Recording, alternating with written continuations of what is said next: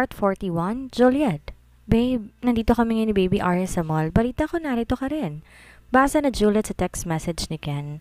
Agad na nagtipa ng reply si Juliet para sa pinsan. Kasama kong kaibigan ko at nakalis na kami sa mall, kaya sorry. Pakisabi kay Arya bonding tayong tatlo next time? Pagka-send sa reply kay Ken, agad niyang hinila si Gigi palabas ng mall. Sa ibang mall na lang tayo bibili ng gusto kong irigalo sa'yo. Nagulat si Gigi sa biglaang bago ng isip ng kaibigan, pero di na nagtanong pa. Matagal na napatitig si Ken sa cellphone niya pagkabasa sa message ni Juliet. Parang may mali, ngunit mabilis niyang winaksiyon na isipan niya. Kuya, anong reply ni Ate Juliet? Tanong ni Arya sa pinsan, saka kumapit sa braso nito. Sorry baby, wala pala dito si Ate Jasmo at kasama ng kaibigan niya. Nalungkot si Arya sa narinig. Di na lang niya sinatinig ang saloobin at baka mag-alala pa ang pinsan. Malungkot siya at parang nagdagay ng harang sa pagitan nila si Juliet mula nang malamang nakabalik na ang fiancé niya. Di niya alam ba kung siya lang nag-iisip ng ganon. May tampuhan ba kayo ni Juliet? Tanong ni Ken na mapansin ang biglaang pananahimik ng dalaga. Mabilis na umiling si Arya. Tayo na lang papasyal sa kanila, kuya. Ngumiti si Ken, ginalo ang nakaipit na buhok ng pinsan. Good idea. Tara na at bilhin mo na ang gusto mo. Halos yumakap na si Arya sa pinsan habang naglalakad sila. Ganito siya kaklingi sa pinsan lalo na't na-miss niya si Ken. Masaya siya at for good na to ngayon sa Pinas. Ibig sabihin, magkakaroon sila ng maraming oras na magpipinsan. Bago sila pumasok sa isang shop, napatingin siya sa paligid. Para kasing may mga matang nakasunod ang tingin sa kanila. Ngunit wala naman siyang nakitang kakilala kahit nagkibit balikat na lamang siya. Napatiimbagang si Oscar habang sinusundan ng tingin ang dalawang taong pumasok sa isang shop. Di nga siya nagkamali sa pagkilati sa pagkatao ng lalaking ipinalit sa kanya ni Juliet. Babaero ito, lalo na pag mapera. Masama pa si Arya ang isa nitong gustong biktimahin. Ang balak na pagpakita kay Arya, hindi niya na tinuloy. Napatingin si Arya sa cellphone niya na makatanggap na message at mula iyon kay Oscar. Nasaan ang kaibigan mong lalaki na gustong ipakilala sa akin? Tanong ni Ken sa pinsan matapos silang mabiling ang gustong bag nito. Di siya makakarating at may urgent na pupuntahan. I see. So tayong dalawa lang nakatadhanang magkasama ngayong araw? Nakangising tura ni Ken, saka muling inakpay ng pinsan habang bitbit ang paper bag kung saan nakalagay ang pinamili. Sandaling nakalimutan ni Arya ang agam-agam sa isipan dahil masayang kasamang pinsan.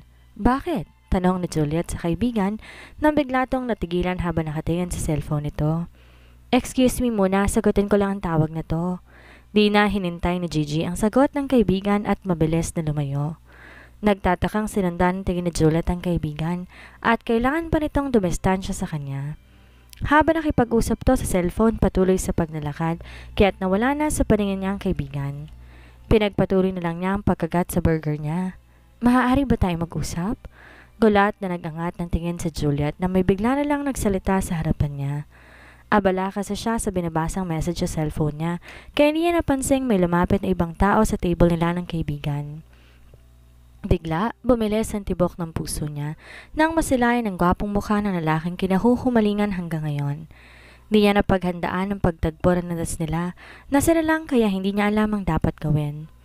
Umupo si Oscar sa upuang inalisan ni Gigi kahit walang tugon na nakuha mula sa dalaga. May dapat pa tayong pag-usapan? Tanong ni Juliet nang mahagilap ang sariling dila. Layuan mo ang lalaking boyfriend mo ngayon dahil may iba siyang babae bukod sa iyo. Umawang ang mga labi ni Juliet at gulat na napatitig sa binata dahil sa sinabi nito. Ang tingin niya dito ngayon parang ibang tao.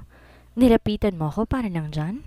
Nangunot ang noo ni Oscar, mukhang di apektado ang dalaga o hindi man lang nasaktan. Sa kabilang banda natuwa siya dahil ang ibig sabihin lamang nun, hindi mahal ng dalagang lalaking yon. Tsaka hindi ganon si Ken. Kilala ko siya at niya pinagsasabay ang babae sa buhay niya. Biglang bumagsak ang pag-asang nasilip kanina ni Oscar dahil sa pagtatanggol ng dalaga sa boyfriend nito. Nakita ko siya may ibang babaeng kasama at alam ko kung may relasyon ng babae at lalaking magkasama. Muling umawang ang mga labi ni Juliet at napipilan. Di siya makapagsalita kasi naguguluhan siya kung bakit concerned sa damdaman niya ngayon si Oscar. Ano ang purpose nito sa pagsabi ng ganun sa kanya? Alam niya kung sinong kasama ngayon ni Ken. Kung si Arya ang nakita ni Oscar na kasama ni Ken, wala siyang dapat ikatuwa sa pagpapakita ng concern ng binata sa kanya. Malamang nag-aalala to para kay Arya na maaaring maagaw ni Ken dito. Juliet, alam ko na hindi mo na ako mahal at kasalanan ko pero hindi ko gustong mapunta ka sa maling tao. Kahit paano gumaan ang pakiramdam niya, nabawasan ang kabitiran sa puso nang marinig ang paliwanag ni Oscar. Bakit ayaw mo akong mapunta sa maling tao? Dahil ba naisip mong maaaring kasalanan mo kung sakaling gano'n ang mangyayari sa buhay ko? Di niya napigilang isatinig ang laman ng kontrabida niyang isipan. No, maniwala ka't sa hindi, hangad ko ang kaligayahan mo. Nangako ko noon na babalikan ka, ngunit hindi mo na ako nahintay. Hindi kita masisi, kasalanan ko at naging kampante na hindi magawang ituloy ni Oscar ang sasabihin na mapansing paiyak na ang dalaga. I'm sorry, hindi ko intensyong sirain ang relasyon ninyong dalawa. Lalo lamang naiiyak si Juliet dahil sa huling sinabi ng binata. Gusto niyang umasang muli na maaari siyang mahalin din ni Oscar, pero naalala niyang sinabi ni Ken na huwag siyang magpakita ng kahinaan o pusong mamon sa lalaking gusto niyang mahalin o muling mahalin. Seryoso ko nang sinabi mong babalikan mo ko? Malamig niyang tanong sa binata pero sa kaibuturan, umaasam na sana hindi pa asa na naman ang binata. Never pa ako nangangako sa isang tao. Makahulog ang sagot ni Oscar. Nakagat ni Juliet ang ibabang labi upang supilin ang kilig na nadarama. Pilit niyang nilalabanan ng kahibangan ng puso at kailangan niya munang makasiguro. Dahil ba ikaw ang nakauna ng angkin ng pagkababae ko? Napabuntong hininga si Oscar, sinalubong ang nanunuring tingin ng dalaga. Isa lang yan sa dahilan ko at wag mo nang itanong isa pang dahilan dahil wala na rin namang saysay. Nainis si Juliet sa huling sinabi ng binata. Parang bumabalik na naman sila sa pagka-teenager. Huwag ka nang paasa at alam kong ikakasal ka na sa ibang babae. Natigilan si Oscar. Sinabi ba sa'yo ng kapatid ko? Ines niyang inirapan ng binata. Di na mahalaga kung sino nagsabi sa akin, ang malinaw, paasa ka. Pinaasa mo kung babalikan mo gayong alam mong may babaeng nakalaan para sa'yo. Sumbat niya sa binata at gusto na naman niyang maiyak dahil sa sama ng loob. Naikuyom ni Oscar ang kamay na nakapatong sa lamesa na makitang nasasaktan ng dalaga. Kasalanan niya at ito ang isa sa dahilan kung bakit ayaw niya patong paasahin noon. Pero hindi niya alam na ganun pa rin palang naging resulta. Bakit di ka na makapagsalita? Galit niyang tanong sa binata at di napigilan ang pagpatak ng luha sa mga mata. Kailangan niyang mailabas ang matagal niya nang gustong isumbat kay Oscar. I'm sorry pero hindi ko pa maaaring sabihin sa iyong tungkol dyan dahil naging komplikado. Pagsusumamo ni Oscar sa dalaga. Ayan ka na naman. Paasahin mo na naman ako sa komplikadong yan? Napahikbi na siya at nasasaktan. Nakokonsensya rin siya para sa pinsan. Mabilis tumayo si Oscar at umikot sa lamesa upang malapitan ang dalaga. Nasasaktan siyang makita tong umiiyak dahil sa kanya. I'm sorry, please, stop crying. Galit na tinulak niya ang binata bago pa siya mahawakan ito. Ngunit niyakap siya na mahigpit at napasubsob ang mukha niya sa tiyan nito. Natutop ni Gigi ang bibig na makita ang ginawa ni Oscar. Muntik na siyang mapatili dahil sa kilig at tawa para sa kaibigan. Ang akala niya wala ng closure pang mangyayari sa pagitan ng dalawa. Worth it naman pala ang ginawa niyang pag-iwan kanina sa kaibigan. Inaplos ni Oscar ang buhok ng dalaga upang pakalmahin ito. Kahit tinutulak siya palayo, hindi niya binibitawan to. Kung ayaw mong mapunta ako sa maling tao, then gumawa ka ng paraan. Hamon ni Juliet sa binata at tumingala siya upang masalubong ang malamlam ng mga titig ng binata sa kanya. Are you going to give me a second chance? Mukhang nanunuksong tanong ni Oscar sa dalaga. Napasimangot si Juliet. Bakit humihingi ka ba ng second chance? Umangat ang isang sulok ng labi ni Oscar, saka nakibit balikat bilang tugon sa tanong nito. Inis niyang kinurot sa tagiliran ang binata, kaya nabitawan siya nito. Agad siyang tumango at pinamewangan ng binata. Kung makajudge ka kay Ken, pareho lang kayong paasa at manluloko. Bahagyang nanlaki ang mga mata ni Oscar. Hey, hindi ako babaero at alam mo yan. Pagtatanggol niya sa sarili. Pero paasa ka. Huminga na malalim si Oscar bago matamang pinagmasdan ng dalaga. May ibang priority pa ako ngayon sa buhay. Gusto kong unahin mo ngayon bago pumasok sa seryosong relasyon. At kasama sa kailangan tanggapin bilang priority ay ang pagpapakasal sa nakataktang babae para sa'yo, tama? Masama ang loob na tanong niya sa binata. Muli, huminga na malalim si Oscar. No. Kung ano man yung mga priority mo sa buhay, good luck. Pero huwag kang umasa na mahihintay kita. Natigilan si Oscar para may biglang sumuntok sa dibdib niya. Bigla siyang nabahala na maaaring hindi na nga siya mahintay pa ng dalaga. Ang tipo ni Ken ang habulin ng isang babae, lalo na at mapera ito. Parang bigla siyang natauhan pero hindi magawang isatinig o ipakita sa dalaga ang laman ng puso't isipan. Parang bigla siyang ginutom. Wala sa sariling dinampot niya ang burger na nasa plato ng dalaga at kinain yon. Hey, burger ko yan! Tangkang agawin niyang burger na hawak ng binata, ngunit muling iyon kinagat at halos ubusin. Magsasalita pa sana si Oscar, ngunit biglang tumunog ang cellphone niya. Na makitang ang nurse ng lola niyang tumatawag ay nagmamadali siyang sinagot iyon. Gulat na napasunod ng tingin ni Juliet sa binata na siyang nagmamadali ng umalis nang walang paalam. Kung sino man ang kausap nito mula sa kabilang linya, siguradong importanteng tao iyon. Tigla niyang naalala ang abuela ng binata at kinabahan siya. Mabilis niyang dinampot ang bag at nag-iwan ng pera sa lamesa bilang bayad sa kinain nila. Tatawagan na lang niya ang kaibigan dahil hindi niya alam kung nasa na ba ito. Hahabulin sana ni Gigi ang kaibigan na makita, umalis na ito. Ngunit naalala niya ang bag at ang pinamili na naiwan niya sa table. Dali-dali siyang bumalik sa pinagkainan nila ng kaibigan upang kunin ang sariling gamit na pinamili. Anong nangyari kay Lola? Tanong agad ni Oscar sa nurse sa halip na sa ina na naroon lang din. Hinapo lang siya kanina anak, pero okay naman siya at napainom ng gamot. Si Amanda ang sumagot sa anak kahit di siyang kausap. Sinamaan niya rin ang tingin ng nurse at tinawagan pa rin pala ang anak niya kahit na sinabi niyang wag na. Lahat na nangyayari dito kailangan niyang sabihin sa akin? Pagtatanggol ni Oscar sa nurse nang mabasag na sa isip ng ina. Anong dahilan at nagalit si Lola? Naitanong niyang muli sa nurse. Hindi ko rin po alam. Kausap lang naman siya ng iyong ina kanina. Pagbalik ko po, hinahapon na po siya. Inunahan na ng nurse na magsalita ang ginang.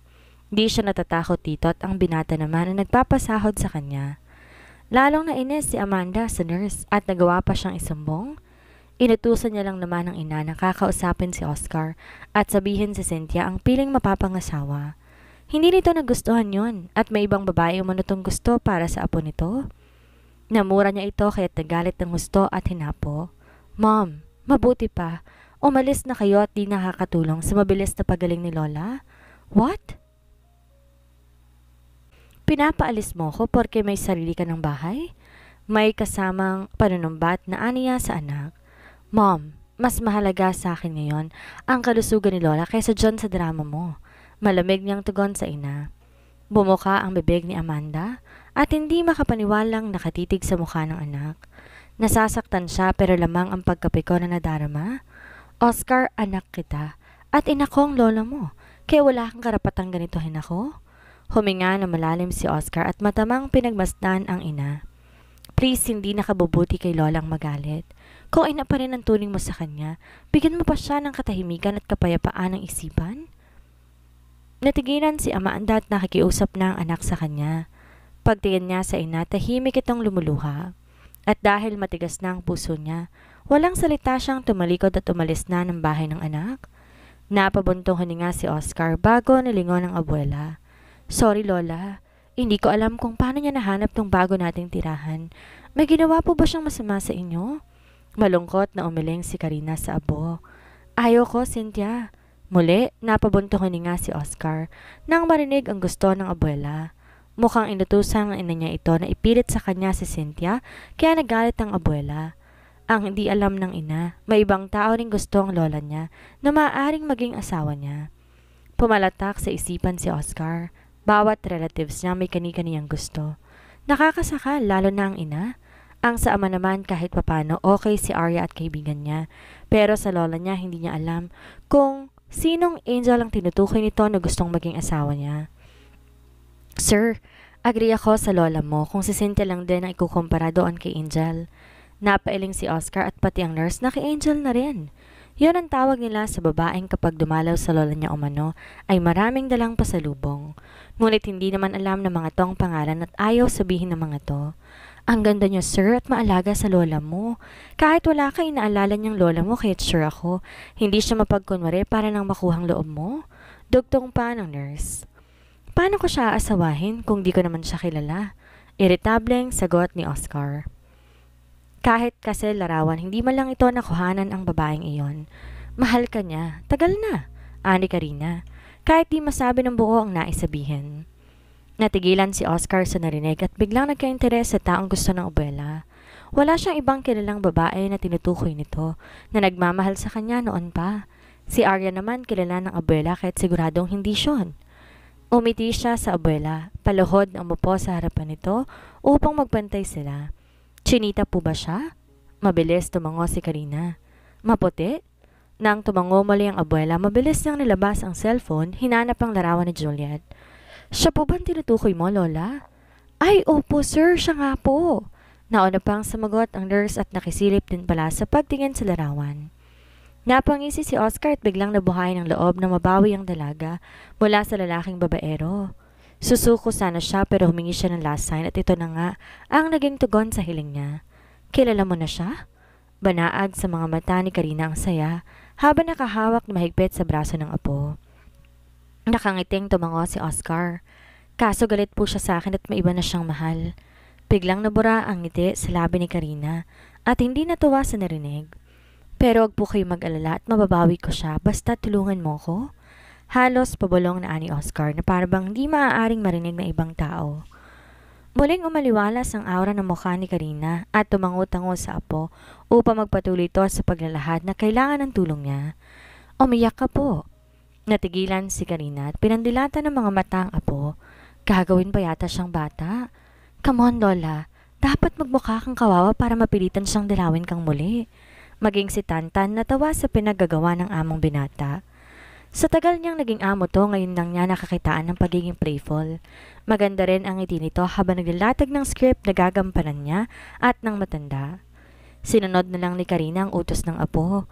Ang sayo niya at mukhang magkakatotoo ang kanyang pangarap para sa dalawa. Matapos makunan ng larawan ng abuela, napakamot sa ulo si Oscar. Block pa rin pala siya ni Gigi. Sir, gusto mo ako na mag-send sa kanya ng picture? Voluntaryo ni Tantan. May kontak ka niya? Mukhang nagulat ng tanong ni Oscar sa bakla. Opo, tumatawag din siya nun sa akin para kamustahin ang lola mo. Shit, bakit di mo sinabi sa akin nung una pa? Eh di mo naman po kasi tinatanong. Saka wala kayong interes sa babaeng sinasabi ng lola nyo noon. Pangatwiran ni Tantan. Pumalatak si Oscar. Tama naman ng nurse. Sa tuwing babanggitin kasi ng lola niya noon ang tungkol sa Angel na yon, iniiba niyang paksa. Sorry, pwede mo na ba siyang tawagan? Nakangiting tumango ang nurse. Kukunin ko lang po ang cellphone ko sa silid. Nagmadali nang humakbang ang bakla. Umalis na si Juliet sa tabing kalsada na masigurong yun nga ang bagong bahay nila Oscar. Sinundan niya ito hindi dahil doktor ito kundi dahil sa matanda. Nag-aalala kasi siya pero mukhang okay naman to at tahimik ang bahay na pinasukan ni Oscar. Ngunit di pa siya nakakalayo. Tumunog ang cellphone niya kaya tumigil muna siya sa tabing kalsada. Tan? Para nagulat pa si Juliet nang marinig ang boses ng bakla. Hindi na niya kasi tiningnan kung sinong caller bago sinagot iyon. Hello po. Pasensya na po kung naistorbo kita. Kahit di kita nakakausap, ngumiti si Tantan. May problema ba kay Lola? Bigla, nag-alala si Juliet. Wala naman pero malungkot siya at hinahanap ka? Ngumiti si Oscar sa bakla at tumango bilang bigay approve sa mga sinasabi nito. Nagtatampo po si Madam Karina at ilang linggo ka nang hindi dumadalaw sa kanya? Pinalungkot din ni Tantan ang boses niya. Oh sorry, may kasama bang ibang tao ngayon si Lola? Tanong ni Juliet. Mabilis na umiling si Oscar, kasabay ng pagkumpas ng mga kamay nang wala siya roon. Nakuha naman ni Tantan ang ibig sabihin ng binata. Ah, wala po, miss. Ako lang po ang kasama ng senyora dito sa sala at ang apo po ay pumasok ng silid niya. Pagsisinungaling ni Tantan. Ah, good. Maaari ko bang makausap si Lola? Si Oscar nang umagaw sa hawak ng bakla nang marinig ang tinig ng dalaga tinapat sa bibig ng abuelo ang cellphone. Angel! Matigas na bigkas ng ginang sa pangalang tawag nito sa dalagang nasa kabilang linya. Hello po Lola, kamusta po kayo? Nakangiting bati niya sa matanda kahit di siya nito nakikita. Sorry po kung hindi po ba kayo nadadalaw. Hindi ko na po kasi alam kung saan na kayo nakatira. Pagsisinungaling ni Juliet sa matanda. Miss you, Apo? Napangiti si Juliet nang marinig ang tinig ng matanda. I miss you too po. Huwag na kayong malungkot at kukunin ko kay Tanta ng new address ninyo para madalaw ko kayo kapag hindi ako busy.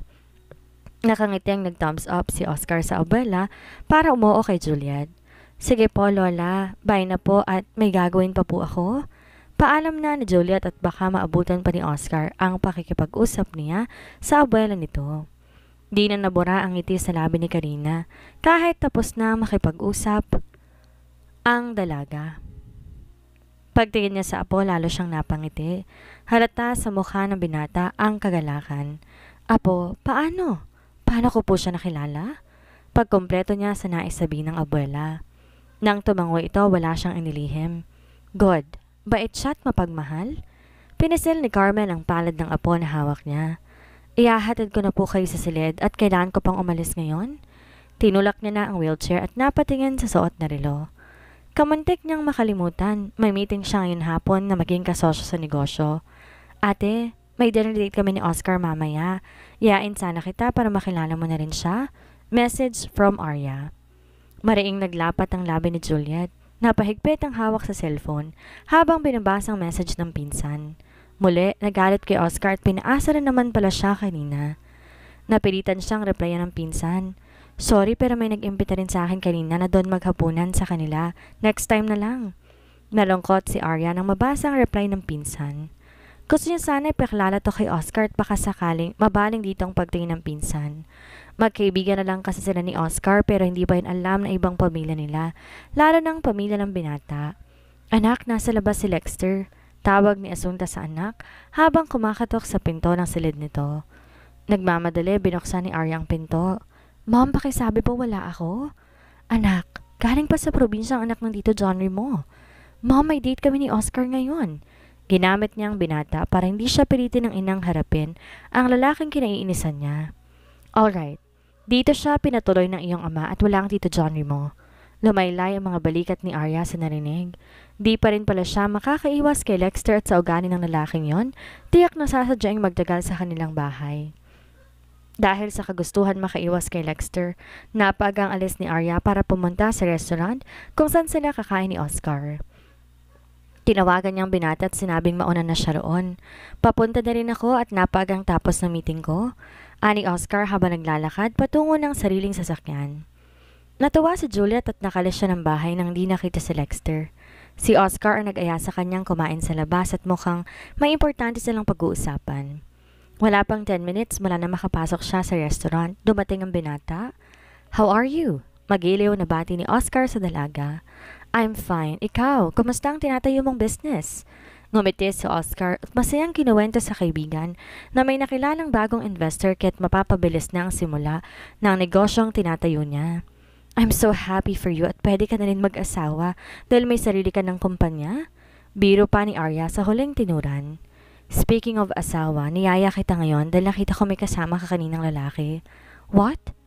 Ang ibig mong sabihin naroon ka kanina pero hindi mo ako nilapitan? Hinampas niya sa kamay ang binata. Totoong may urgent kanina kaya hindi ako nakalapit sa inyo. Beside of that, kilala ko ang lalaking kasama mo at may girlfriend na siya.